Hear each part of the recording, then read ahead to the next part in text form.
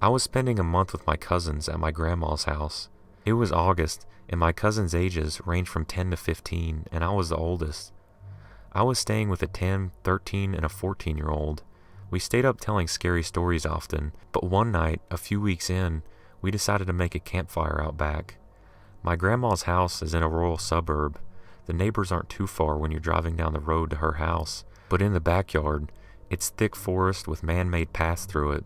Each house is on a hill, so only part of the basement was actually underground. That isn't important until later, though. So we're towards the east side of her yard in a smallish patch of open land. You couldn't see the neighbor's yard from there, and there was probably 3/4 of a mile to each side of us that belonged to my grandma. It was maybe 11 at night, and we were playing Truth or Dare after telling scary stories, and my 14-year-old cousin dared me and my 13-year-old cousin to go walk through the paths for about 10 minutes or so. I said yes right away because I wasn't easily scared and rather level-headed, but my younger cousin was a bit more hesitant. We didn't bring a flashlight because it wasn't pitch dark yet and we could see enough not to die. We were walking around for about 5 minutes and could barely see the fire through the trees when we decided to turn back. In the middle of the path was a large dog-like creature hunched over with its front hands an inch from the ground. What I remember most was how its eyes were so bright white, and it was a humanoid dog shape with a human-like head but a dog body and human hands and feet. It looked right at us, and I know I was paralyzed with fear as it dashed away in the opposite direction from us, towards a creek, and ran through the yard. Eventually, my cousin and I screamed bloody murder. I don't remember much here, because I was really disoriented and I couldn't think properly, but I did wake up in bed, so I assumed that I was brought up to the house. All the kids slept in the basement in a big room with sliding glass doors to the outside, as the room was on the side that wasn't underground. My bed was pressed against the big glass window, and I could see my cousins playing outside down below. The house is in Michigan, so it gets slightly chilly at the end of August, and there was a slight breeze, so I put on a jacket and ran outside to join them, skipping breakfast. When I got down, I could tell they weren't playing, but rather running to get my grandma. Her dogs, both of them, were dead, ripped up. That night we went to bed early. I woke up at maybe 2 in the morning because I felt something hit my head. My cousins were all sitting on the double bed, opposite to me on the other side of the room. There was one bunk bed and 2 double beds.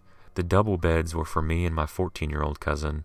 They were being quiet and staring at me. The 13-year-old nodded his head towards the window. I froze as they all looked afraid. I turned my head slightly to the side and saw a really messed up looking face pressed up to the window with gaping eyes looking down at me. I screamed extremely loud and bolted.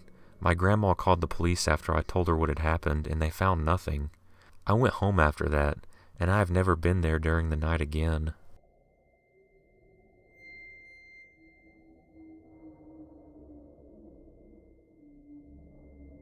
I decided to join my best friend Karen for a 3-day stay at her grandmother's place. Her grandmother lives near a place called Tuba City, Arizona, in the middle of nowhere but surrounded by rural homes. We go to college together, and I was kinda interested to know about the Navajo tradition. The first day we stayed, it was pretty chilly, nothing out of the ordinary, but then her grandma, not that old, probably around 67, said that a stray dog came out of nowhere and wouldn't leave. To me, it did act kinda strange and ugly looking. It was black, it had a shaggy coat, and looked like a mix between a German Shepherd and a lab. That night, we were watching a movie in the living room, which had big windows that looked out into the front where the cars were parked, and the curtains were wide open. Her grandma was in the kitchen cooking dinner, and we were watching a movie. Next to the window is a medium bookshelf and is where the DVDs are kept. Karen went to put back a movie we had just watched, but she freaked out because that stray black dog was staring at us through the window, standing up on top of the wood box outside. Not something that normal dogs do, from my point of view or from hers. Usually my dog, which is a house dog, scratches at the door to be let in. The reservation dogs aren't house dogs, and dogs inside houses are frowned upon in the Navajo tradition. The other dogs seem to stay away from it. Karen opened the door and yelled at it to get off the box, and it ran behind the shed. We went to town to get some groceries and came back to the house. When we did, the dog was nowhere to be seen. Nothing unusual. Her grandma went to visit some people, so it was just Karen and I. About 5 o'clock, we heard something trying to open the door. Both of us looked out the window, since we didn't hear a car or no dogs barking. Looking out the living room window to the door, there was the dog trying to open the door with its paws. 2 paws wrapped around the brass doorknob, standing on its hind legs. I thought that was weird, but wasn't really freaked out, although Karen was. She opened the door and chased it off. Her grandma came back later, and Karen told her. The grandma didn't like what she heard. We slept in the spare bedroom, since it had 2 beds. One of the windows had curtains, which was opened a little. We turned off the light, but there was a sound coming from on top of the roof. It sounded like 2 footsteps and scratching sounds, and then some panning. It then sounded like it jumped onto the large plastic water barrel that they had. At first, we heard what sounded like barking, but as it grew louder, the other dogs seemed to be barking at something else also. But all of a sudden, something was running around the house, barking, but it didn't sound like a dog. The barking sounded human, like a deep male voice barking as if we knew it wasn't a dog. Karen decided to open the curtains to look out, and there was that stray dog on its hind legs, looking into our bedroom, and this time, it had what looked to be 2 black holes in its neck, and the paws were deformed hands with overgrown, somewhat thick and sharp fingernails. Again, both screaming and shutting the curtains closed. Her grandma came running through the door and saw it. The first thing she did was grab ashes from the fireplace and load 3 shells into a shotgun from under her bed, yelling in Navajo about how the thing wasn't welcome there and it needed to get out and go linger somewhere else. They were both pretty traditional, and the next day they called the medicine man to come over and put cedar in. He prayed over everyone with cedar smoke and an eagle feather, blessing the place. He made us eat some bitter herbs and then gave us an arrowhead. Apparently I needed to carry one for protection in a little pouch called a corn pollen. It seems to work pretty well. The medicine man said that the dog was a skinwalker. The body of a stray dog made an illusion so we wouldn't know it wasn't a real dog. He also said that they tend to harm people by using some sort of human bone straw to spit at someone and get human bones into them. Doctors can't detect it, but the medicine man that day pulled a piece of human skull out of her grandma's right shoulder. It was actually pretty big, about 2 inches long and 1 centimeter thick. It was absolutely real because we watched him pull it out of her.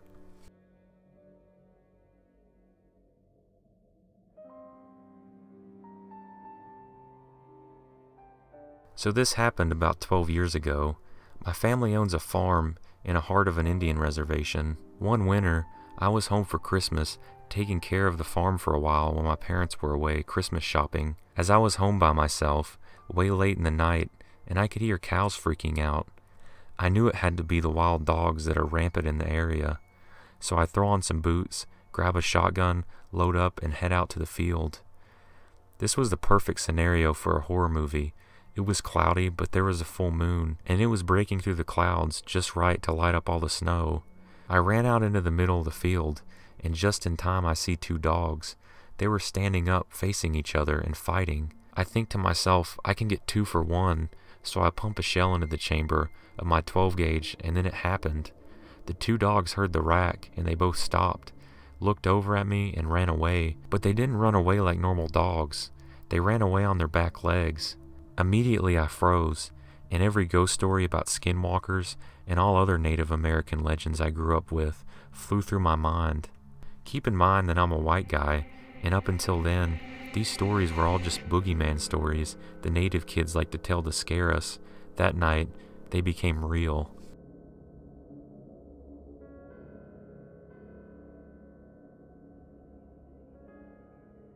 I've had a lot of bad experiences in Arizona, most of them near Jerome. I live in a small town somewhere near Chandler and Phoenix, and I never thought I would see anything bad near my house. I remember as a child, I was always seeing things no one else could, like shadows whenever I would glance at the window, or seeing things quickly scurry away when I would peer around. My mom has a habit of going through lazy episodes. I know she works hard to provide for us, but she makes my older sister and me do a lot more things for her than other parents I know do. It would be rare that she would get up from what she was doing and get the things she wanted. She would even ask me to go shopping at the store 2 miles away from her house when I was 12. Anyway, like any other day, She asked me to do a lot of things, despite it being Christmas Day, and my sister and me just getting over 2 full weeks of painfully long exams. She asked me to do the laundry, which I was fine with, but I was getting a very weird vibe. I don't like going into the laundry room. It's dark, and there's a very creepy window right next to the washing machine. I've always gotten an extremely bad vibe from that area. In the past, when people knock on our door, I look outside that window. I've seen a lot of people from it, some being nice people and others not so nice. Like the time I looked out through the window to see a man with a gun. No one was home aside from myself and my friend on the phone with me. They were yelling someone's name who I wasn't familiar with. Aside from that, the window was just creepy and off-putting. I walked into the laundry room, seeing the window cracked open, but it was fine.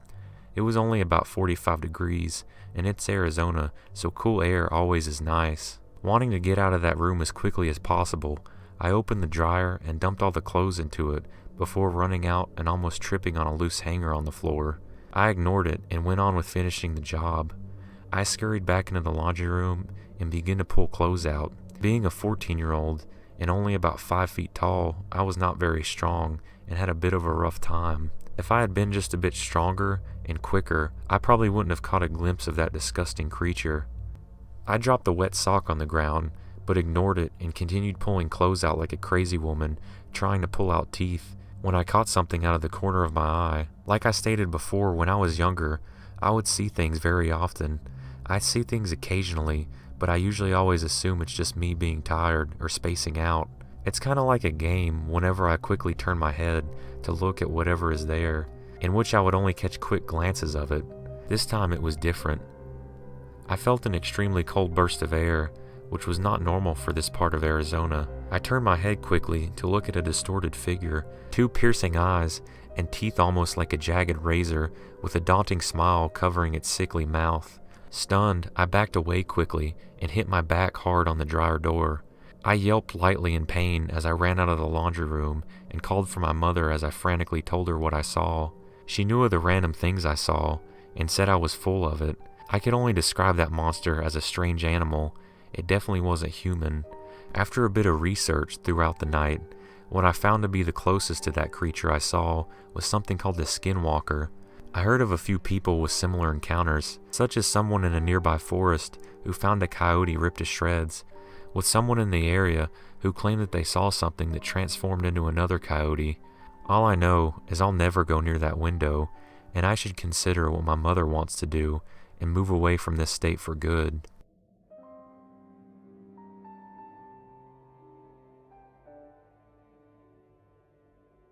I live close to an Indian reservation, just outside of Mesa, Arizona, where there are rumors of skinwalkers. I have a couple native friends who I just recently went camping with around 20 miles outside the valley to a place called Three Poles. This place is considered holy land in their eyes and close to a river. There are numerous stories about this place, such as a flute player that you can hear at night, or the boulder-sized splashes you hear in the river, but the most notable are the stories of the skinwalkers. We arrived at the campsite around 9 o'clock at night. It was already dark, so we started to unpack and make a fire. Once that was done, my native buddies put up the barriers and puffed the smoke of tobacco upon us as a personal barrier. They told me never to go anywhere alone around 3 a.m. because this is when the spirits are most active.